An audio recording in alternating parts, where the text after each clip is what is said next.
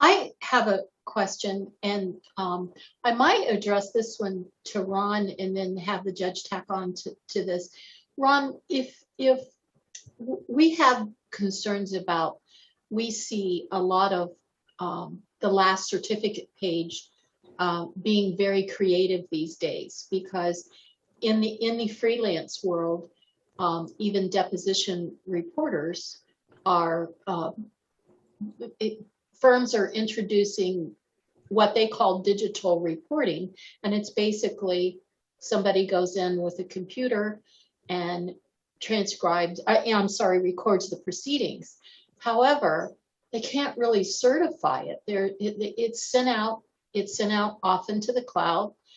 It's rarely typed by the person that takes it.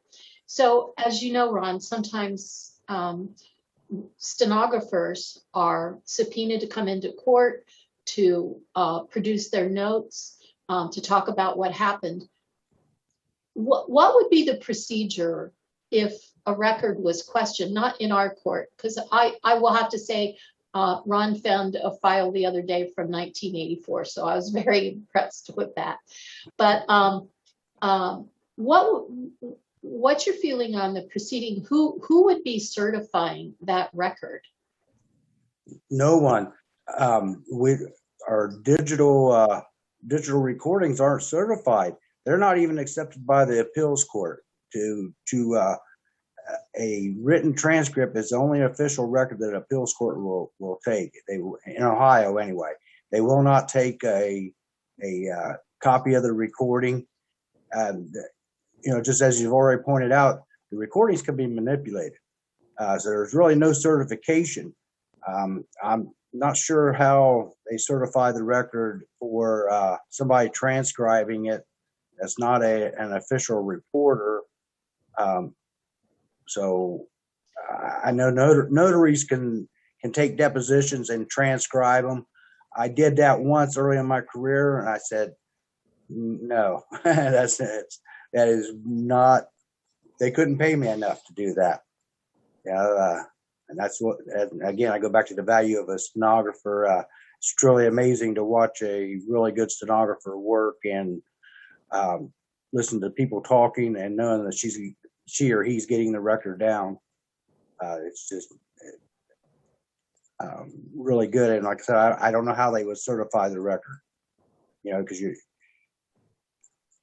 unless they had the person that actually started and stopped the record.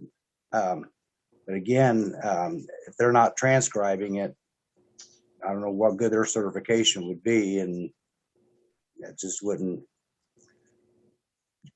set well. Okay.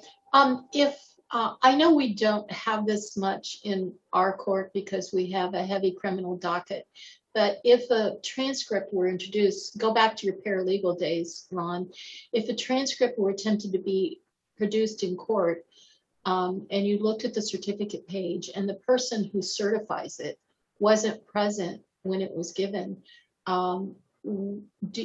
would you think that would be something that could be entered into the record, or could it be excluded based on the fact that there's no one really to certify it? I'm sure that they're giving the litigants that there would be an objection if it was an uncertified record that was tried to be read into the court.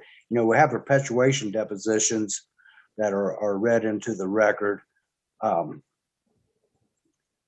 I've never seen that issue come up, but that, to me, if there was an uncertified record, that certainly one of the litigants would object to it being introduced.